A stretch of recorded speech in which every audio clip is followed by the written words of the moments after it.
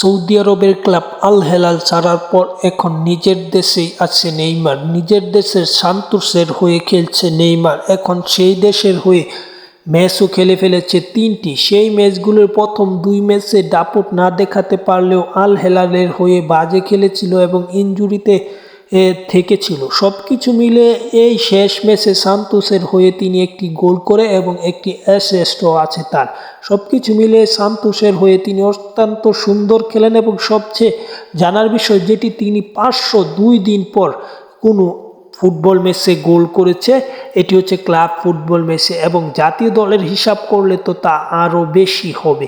সব কিছু ঠিক থাকলে এবারে সান্তোসের হয়ে ভালো কিছু করবে নেইমার। পাশাপাশি গুঞ্জন শোনা যাচ্ছে নেইমার নাকি আবারও বার্সেলোনায় ফিরবে, সেজন্য আল হেলাল থেকে সান্তোসে এসেছে, এমনটাই শোনা যাচ্ছে। যাই হোক, সব কিছু আপডেট এই চ্যানেলে পাবেন, তাই চ্যানেলটি সাবস্ক্রাইব করার কোনো বিকল্প নেই। ধন্যবাদ সকলকে। পরবর্তী ভিডিও অবশ্যই দেখবেন এই ছোট্ট চ্যানেলে।